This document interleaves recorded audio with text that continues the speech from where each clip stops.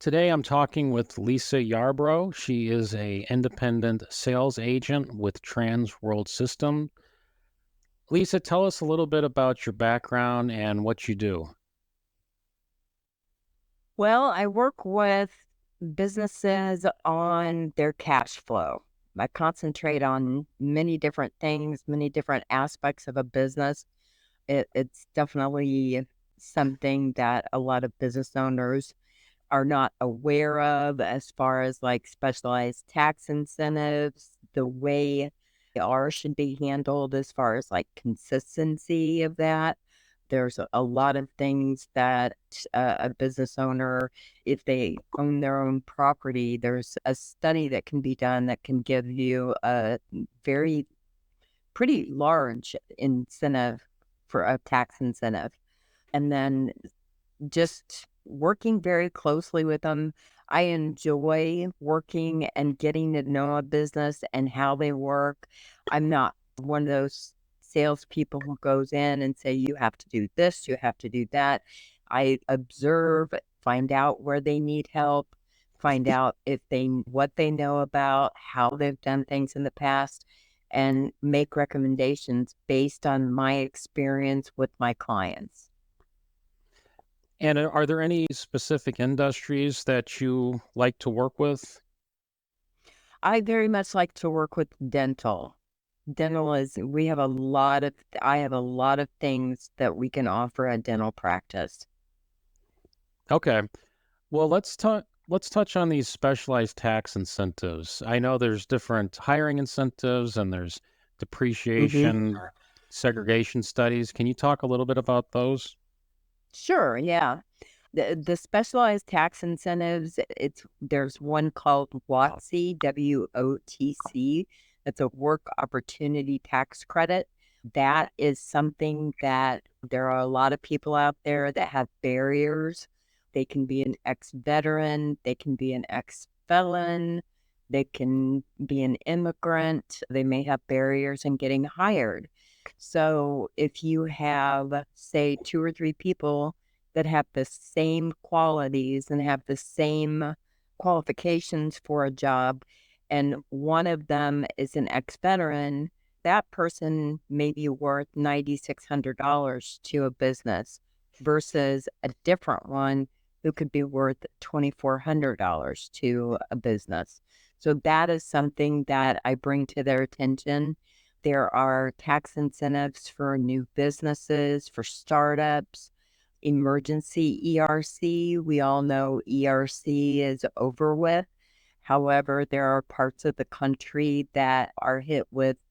Burl just went through Texas. There's a lot of areas in Texas that are considered a disaster area. So there are emergency ERCs that are still available.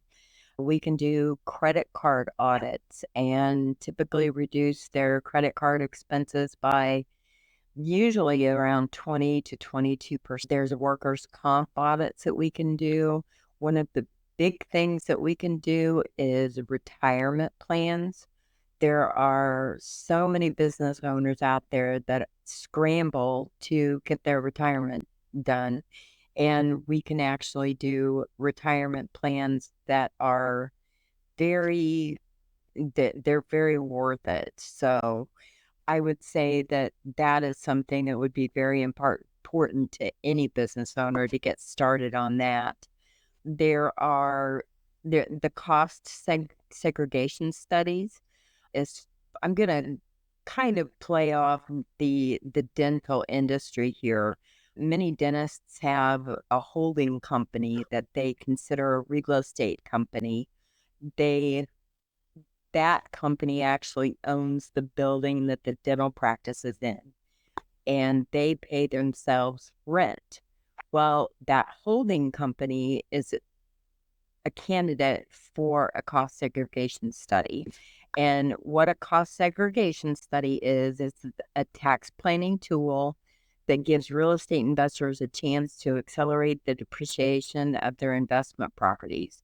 So non-structural components of a business are going to be, normally they would depreciate at 27.5 years and 39 years.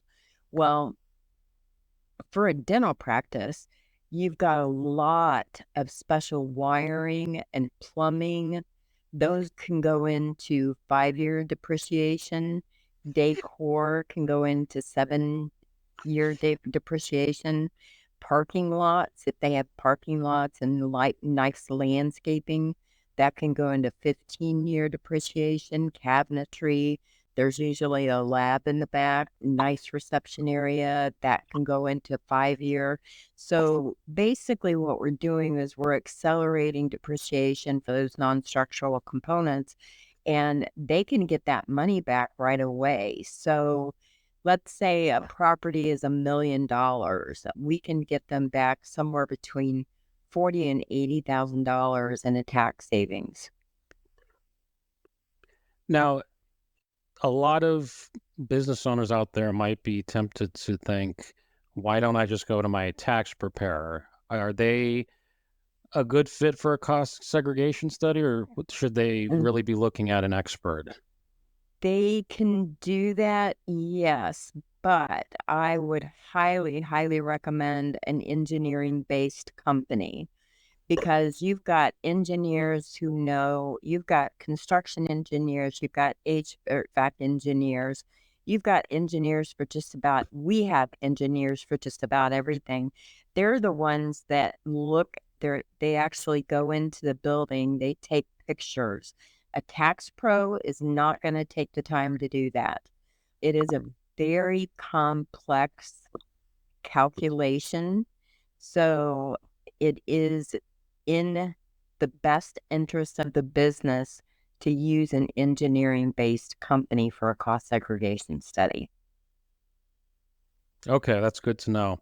I kind of want Mhm. to jump over to cybersecurity.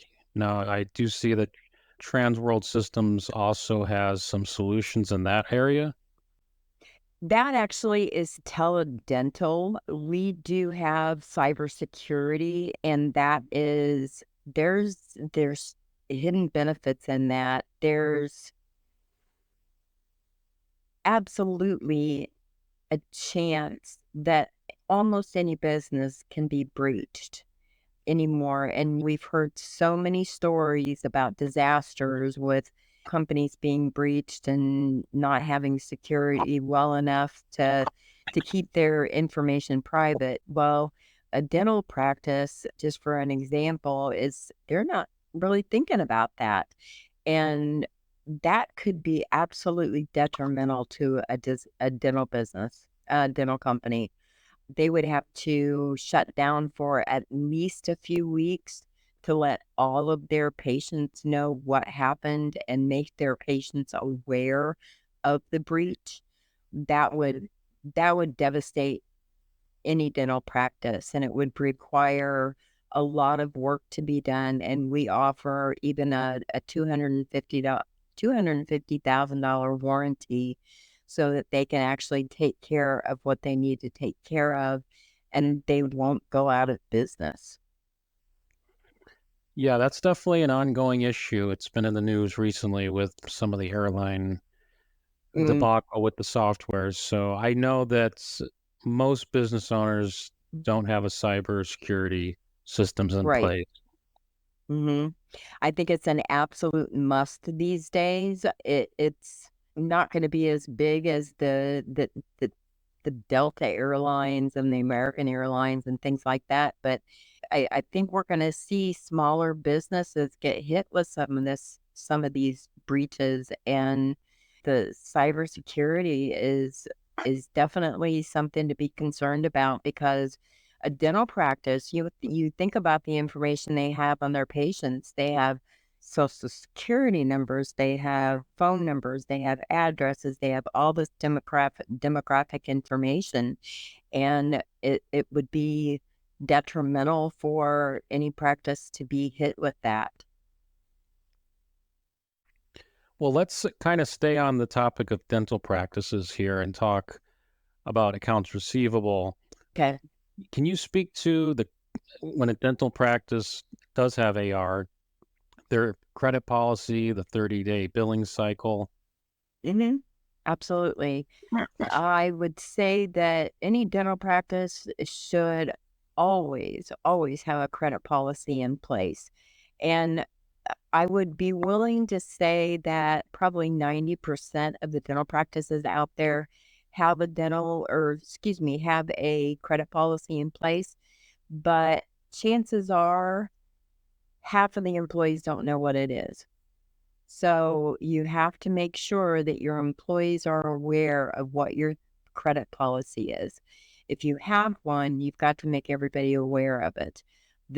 A credit policy should concentrate on a date to get a bill paid off, not necessarily if somebody just says, well, can you pay $25 a month? You're asking your office manager to babysit that account for the next year. We don't want that to happen. So credit policies should be based on if you owe $1,000, can you get a check in here for 250 for by next Friday? And let's see what we can do to get this paid off in the next couple months. Can we do for the next 3 months? And that's the way you should go about it. That's the best way to do it. You want to try to figure out a date that's reasonable that somebody should have their bill paid off by, instead of just randomly picking a figure and saying, can I pay $25 a month? That's a tough one. And there's tweaking to statements that you can make as far as like an agreement. Somebody agrees to pay $250 a month for the next 4 weeks. Well, you want to use the word promise instead of agreement. It sounds really very simple, and it is very simple. But if you use the word promise, so you've promised us that you're going to pay $250 each month for the next 4 weeks, right? That instills a little bit of guilt into your patients without offending them. But the word agreement sounds so businesslike that it doesn't make them feel responsible for it. So that's one thing as far as a credit policy goes. The 30-day billing cycle is dead. We don't recommend that dental practices wait every 30 days to send a statement. You can have the date of service on the first of the month. They get something right then and there telling them how much it is. If you want to wait for 30 days to send the first one out, that's okay. 30 days, you can send the first statement out. But then 14 days later, you should send the second one out. And then 14 days after that, you should send the next one out. By that time, you're at 60 to 75 days. So they have gotten 4 statements saying what they owe.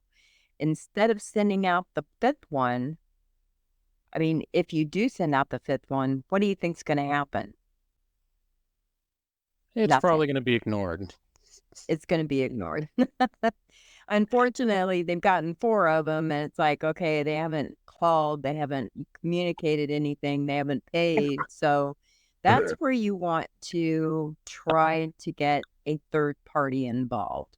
And that's where Transworld comes in, and we can actually contact them, and our fee is so small, it averages maybe $10 to $12 per account. You're not paying a percentage or anything at that point. But what happens, and the strain on a business to work an account for 6 months and just keep sending out statements is just not worth anything. After that 4th one goes out, you need to get a third party involved. And once a third party does get involved, boom, it gets paid.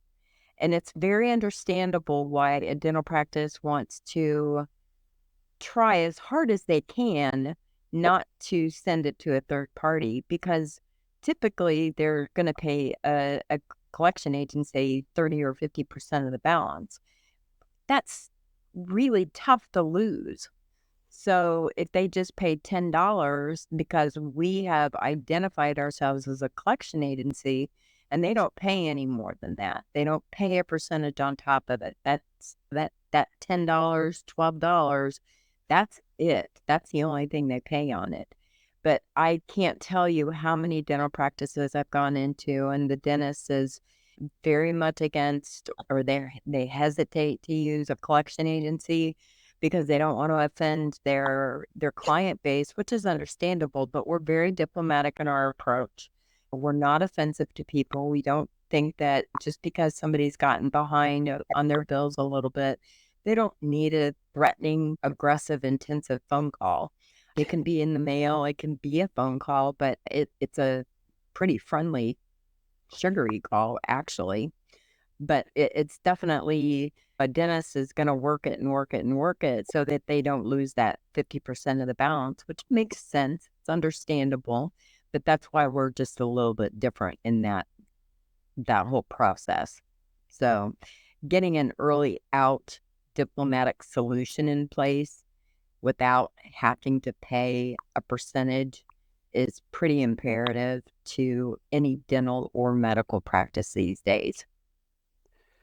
Yeah, and as someone who has seen that software, it's super Mhm. easy to use. It integrates with all the different, most, if not all, of the different softwares out there, to where your Mhm. staff is not going to be spending a whole day following up on old AR and getting nowhere. So it's really worth looking into. Right, right. And we do have an interface. We happen to have an interface with every single dental software out there. So it consolidates into one screen. It used to be that a dental practice would have to print out their summary page and they'd highlight, all the people that got 2 statements in pink and highlight everybody that got 3 statements in yellow and go through and figure out who needs to be sent to collections. Well, that is gone with us. That doesn't have to happen. It's all consolidated in one screen on your computer. It's pulled from the software. You can tell exactly who is 30, 60, 90 days over. You can tell who has gotten so many statements, what insurance is paid. Everything is on one sheet. And it's phenomenal because it takes probably 5 to 10 minutes a week, where it used to take hours and they would have to do it a couple of times a month. If they just do it every week, it's going to take 5 to 10 minutes to do their whole AR. Well, let's kind of shift gears. We'll stay with the dental practices, but let's talk about Mhm. everyone's favorite topic, and that's insurance companies and insurance claims. Oh, Um, yes. so I know that with COVID and just with technology, we have virtual primary care, and that is starting to get covered. Am I right? It is. Yes, it is. Dental practices are starting to get paid for virtual visits. So we do have has a dental chat. There's been kind of the idea, it's like, well, no, I got to have them in my chair. In order for me to care for them, they've got to be in my chair. Well, dental practices, especially here in the Midwest, they're closed every evening. They're closed every Wednesday afternoon. Most of them are closed on Fridays. So that leaves Wednesday afternoon every evening, Friday, Saturday, and Sunday, where emergencies come up. Well, we've got Dental Chat, which is an app that can be on a phone. It can be done on your computer. But, if you can do a dental chat and be able to see, hey, somebody's obviously got an abscess tooth or got a toothache or whatever it may be, you can prescribe an antibiotic. Of course, it's not going to be for prescribing any kind of narcotics or anything. We don't want that to happen. But as far as antibiotics, that's going to be a great, great tool to be able to use. doctors out on the golf course on a Friday afternoon, instead of having to go into the office for an emergency because somebody's got a horrible abscess tooth, they can do dental chat. They can call in the prescription and go back to the golf course. So it's phenomenal, really, and it's being paid by the insurance companies these days is much, much easier. So it's becoming very, very well received by the insurance companies. So when it comes to insurance claims, what does a dentist do if an insurance company doesn't respond to a file claim or is stalling? How do they handle that? They sit on hold with an insurance company. With an insurance company, they have it set up and really pretty much manipulated into, you can only talk to, if you get through to a person, you can only talk to them about, I think it's 2 claims at a time. Even if the person's got time, they're not allowed to talk to you about more than, I think, 2 claims. I could be wrong. It could be 3, but they sit on hold for literally sometimes a half an hour, sometimes more than that, to get to a person. So if there's some reason that the claim is not being paid, they're not getting an answer from the insurance company, they're not getting any kind of communication on why it's not being paid, it is stalled somewhere, they sit on hold. Well, Transworld has what we call an insurance resolution program. And we don't call it a recovery program because we're not always going to get you paid, but we're going to get you a denial or a payment. So if it's denied, you're going to get that denial much faster because in every single insurance company out there, whether it's Blue Cross Blue Shield, United, any of them, they have written in their bylaws, if they are contacted by a third party, the claim has to go out of any employee's hands and into management's hands. So the dental practice is going to get an answer so much quicker, so much faster. And a lot of times it'll put the dental practice, your office manager, on the receiving end of a phone call about a claim instead of having somebody sit there for a half an hour. And if you have an employee that has to sit there for a half an hour, 45 minutes to talk about 1, 2, 3 claims, just think about how much you're losing as far as that employee's work to build your business. I've sat on the phone with the insurance companies for an hour, so I can't imagine an employee having to do that all day long, potentially. It's infuriating. I mean, it's kind of a big joke. I mean, they just, hey, I'm getting ready to get on the phone with an insurance company. Don't expect me to be around for a while. That's pretty much how it is anymore. Somebody is going to be on hold if they're trying to call and find out about an insurance claim that's not being paid. So rather than, I've got a chart that actually tells you how much business you're losing as you've got someone sitting on hold. It's incredible.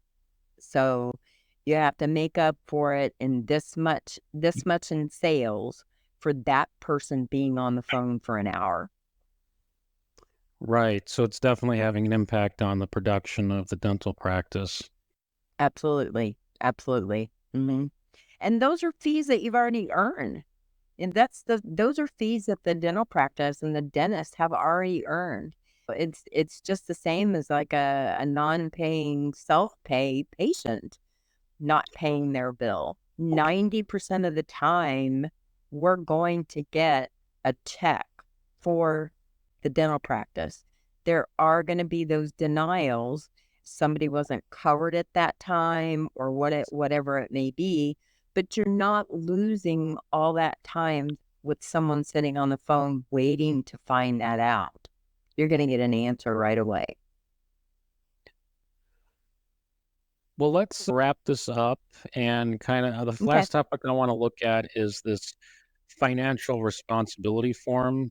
It's important to review and Yes. update that. Can you talk about hmm that? The financial responsibility form is something that every patient signs when they walk in the door.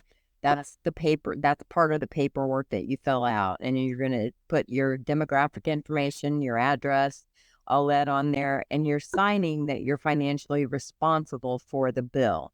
Let's say that you find out the dental practice finds out that you weren't covered at that time.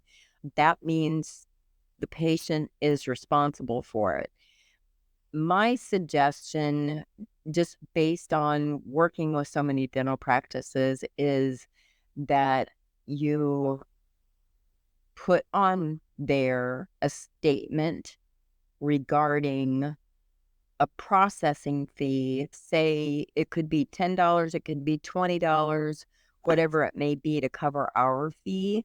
But you want to call it a processing fee because the dental practice does not have the staff to be able to continually follow up with patients after 60 days. It's very honest. It's very much the truth. But if you put, hey, there's a collection fee here, people are going to throw a fit about that. If you put there's a processing fee because we have to go further than our internal staff after 60 days, it's more understandable.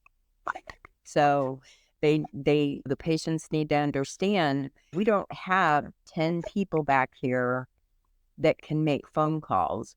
In a dental practice, you've got people that are wearing multiple hats. They're doing a lot of different things. Office managers are doing scheduling. They're doing scheduling for employees. They're doing the bookkeeping. They're doing insurance claims. They're handling employee issues. They're doing a multitude of things. And when it comes down to each employee kind of has their job that they need to do, but they end up, because they are kind of working on a skeleton crew, every employee is really kind of responsible for doing a lot of different things. But sitting back in the back and collecting and calling patients after 60 to 75 days should not be a part of what a dental practice is doing. Well, I think that's a good note to go out on. If Yeah. someone's interested in learning more about these services and solutions you offer, what's a good hmm way to get in touch with you? My phone number is 317-517-5985. My email address is Lisa, Lisa, dot Yarbrough, Yarbrough, at Transworld Systems with an S.com. And if anybody gets a hold of you, you're welcome to give them my information. And it's definitely something that I'll come in, kind of take a look, or we can do it virtually, take a look at what they're doing, see what their needs are, see how this fits in with them, see what they need, see what they don't need. But everything that we've talked about may not be necessary for every single prospect I talk to. We're gonna make it work and fit for them. Perfect. Well, I'm going to have all that contact information in the show notes. I do want to thank Okay. you for coming on the show. Thank you for having me.